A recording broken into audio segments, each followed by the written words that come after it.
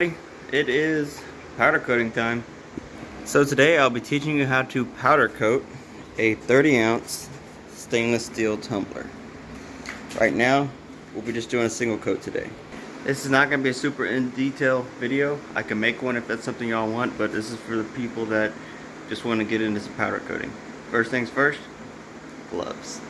Second, the part I already did, wipe down your stainless steel tumbler, some cleaner. I use rubbing alcohol for me. What you want to do is put it in your powder coating booth. This is mine. I got it. It was about 50 bucks on Amazon. Pretty simple setup. Booth, stand, get ready for our ground right there. It's got an air mover. I just used the box fan, nothing fancy. Next, I will connect my ground. I am using, that's what I'm using, my air compressor.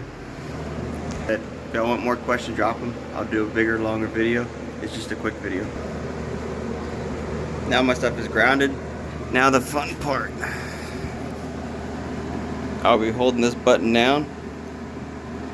That will cause my static electricity, and this to allow my powder to stick to this tumbler. Okay, now the fun part. I cannot really record very good when I do this, so please forgive me. First things first, you are going to pull down this, and you want to spray at the base. I completely sprayed my tumbler. This is what it's going to look like. I will now remove the rag, and that should give me a perfect ring. That's where you need one of these. It's not a necessity, but it really helps. My temperature calls for 400 degrees at 10 minutes. I'm not going to do that. I am going to be using this as an undercoat. That'll be part 2 of this video.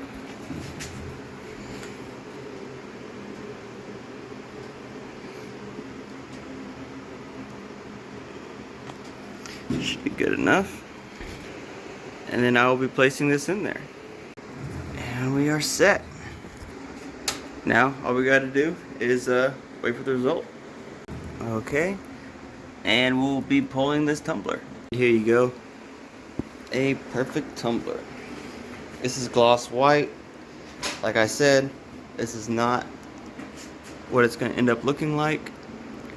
But yeah, pretty good turn. Hit that like, hit that subscribe, hit that comment.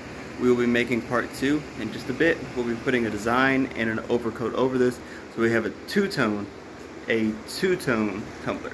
Alright, later.